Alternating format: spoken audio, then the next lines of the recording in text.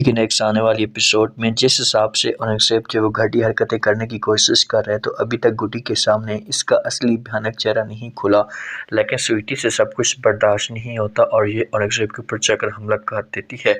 नासिर जो होता है ये बार बार गुड्डी को समझाने की कोशिश कर रहा होता है, बार बार इसके सामने रिक्वेस्ट करते हैं कि अपना बिस्सा बोरी गोल करें और यहाँ से निकल जाएँ। अगर आप यहाँ पर रही तो आपको बहुत बड़ा नुकसान हो सकता है। रात का वक्त होता है, औरंगज़ेब अपने बेड के ऊपर सुकून के साथ सोया पड़ा होता है, उसे किसी किस्म की कोई टेंशन नहीं होती। तो इतने में स्वीटी ऐसा ऐसा चलती है और स्वीटी के हाथ में छुरी भी होती है और ये औरंगज़ेब के ऊपर जाकर हमला कर देती है। जब औरंगज़ेब के ऊपर जाकर हमला करती है, औरंगज़ेब बार बार रिक्वेस्ट करता है, बार बार जो वो अपने आप को बचाने की कोशिश करते हैं। अब औरंगज़ेब की आंखें बंद होती हैं क्योंकि ये सोया पड़ा होता है, इसे कुछ भी नहीं पता होता। तो स्वीटी इसे जान से मारने की कोशिश तो नहीं कर सकती, लेकिन इसके ऊपर छुरियाँ चलाती है, वार करती है, तो इसके बाजू के ऊपर चोटें लग जाती हैं अच्छे तरीके से और ये ज़ख्मी हो जाता है। इसकी हालत बुरी हो जाती है। तो इतने में स्वीटी यहाँ से चली जाती है। अब औरंगज़ेब वाले देखते तो नहीं हैं, लेकिन ये सारा जो इल्ज़ाम है ये गुड्डी के ऊपर लगा देंगे कि गुड्डी की वजह से सब कुछ हुआ है। हालांकि गुड्डी को इस बारे में कुछ भी नहीं पता होता।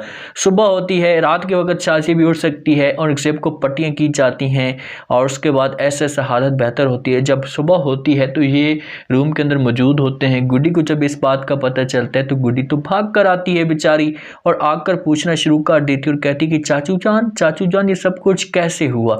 तो चाचू जान जब गुड्डी का ये रवैया देखता है, क्योंकि शाजियत तो औरंगज़ेब का माइंड जो है ना ये मुकम्मल तौर पर चेंज कर देती है, तो चाचू जान गुड्डी को अपने करीब तक नहीं आने देता और कहते कि दूर रहो, मेरे करीब मत आओ, मैं तुम्हारी शक्ल भी नहीं देखना चाहता। मैंने ऐसा कभी भी नहीं सोचा था कि तुम इस हद तक घटिया भी सोच सकती हो। जब ये बात गुड्डी सुनेगी तो गुड्डी इस मामले पे शॉक्ड हो जाएगी और शाशी को तो चार मिल जाता है मौका। शासिया मज़ीद टास्क करती है और कहती है कि मैंने ऐसा कभी भी नहीं सोचा था कि तुम अपने सगे चाचू के ऊपर भी इस का हमला करोगी, उसे जान से मारने की कोशिश करोगी। वो तुम्हारा सगा चाचू जो तुम्हारा बाप की तरह है, तुम्हारी इज्जत की है उसने, तुम्हारी परवरिश की है और तुम आज उसे मारना चाहती हो। तो गुड्डी हैरान होती है। साथ में नासिर भी मौजूद होते हैं। अब नासिर को तो सब कुछ पता है अपनी बहन का भयानक चेहरा कि इसका किस तरह से चेहरा है और ये किस तरह की बातें कर रही है, लेकिन वो मजबूर होता है, चुप खड़ा होता है, किसी किस्म की कोई भी बहस नहीं करता। गुड्डी को ये लोग किसी तरह से अपने रूम से निकाल देंगे। गुड्डी को कहेंगे कि हम आपकी शक्ल भी नहीं देखना चाहते और दोबारा जहाँ पर आपने आने की कोशिश की तो आपके लिए अच्छा नहीं होगा। गुड्डी जब रूम के अंदर जाएगी, गुड्डी की आंखों के अंदर आंसू होंगे, आंसू के अलावा कुछ भी नहीं होगा। नासिर आएगा इसके पास, आकर बात करेगा, इसे समझाने की कोशिश करेगा और कहेगा कि देखो गुड्डी, आपको मेरी ये बात बुरी लगी थी, पहले भी मैंने आपको पहले भी कहा था कि आप अपना सामान पैक करें और यहाँ से चली जाएं, जहाँ पर मत रुकें, आपको बहुत बड़ा नुकसान हो सकता है, लेकिन आपने मेरी बात नहीं मानी। अभी भी आपके पास वक्त है, आप जो कुछ भी सोच रही हैं, लेकिन ये जो कुछ भी करने की कोशिश कर रहे हैं इसके बारे में मुझे कुछ खास आइडिया नहीं है, लेकिन इतना मैं आपको बता दूं कि ये आपके बारे में गलत सोच रहे हैं, इसमें आपको बहुत बड़ा नुकसान हो सकता है।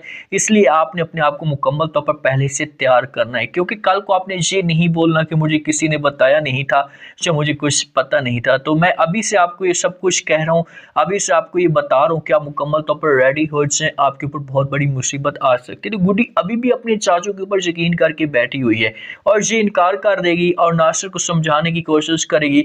नासिर को कहेगी कि ऐसी कोई भी बात नहीं है, मेरा चाचू कभी भी इस तरह की हरकत नहीं कर सकता, वो मेरे साथ इतना बड़ा जुल्म कैसे कर सकता है। तो औरंगज़ेब जब ये बात नासिर सुनेगा तो वो बोलेगा कि ठीक है, आपकी अपनी मर्जी है, आप मेरी बातों के ऊपर यकीन ना करें, लेकिन जब आपको इस बात का पता लगेगा तो उस वक्त बहुत देर हो जाएगी। तो इसी वजह से आपके लिए सबसे पहले बेहतर चांस तो ये है कि आप यहाँ से निकल जाएं, आप चली जाएं जुगनू वालों के पास या हमजा वालों के पास। अगर नहीं जाना चाहती, आप अपने चाचू के पास जाना चाहती हैं, तो जहाँ पर आप रेडी होकर बैठ जाएं, आपके लिए मुसीबत खड़ी होने वाली है, आपके ऊपर बहुत मुश्किल आने वाली है। गुड्डी बेचारी सहमी हुई है। अभी तक तो गुड्डी को इस बारे में कुछ पता ही नहीं है। ऐसा ऐसा गुड्डी के सामने बहुत सारे राज खुलने हैं, बहुत सारी बातें गुड्डी के सामने आनी हैं, तो उसके बाद इस ड्रामे के अंदर ट्विस्ट पैदा होगा। आप लोग इस बारे में क्या कहते हैं? अपना फीडबैक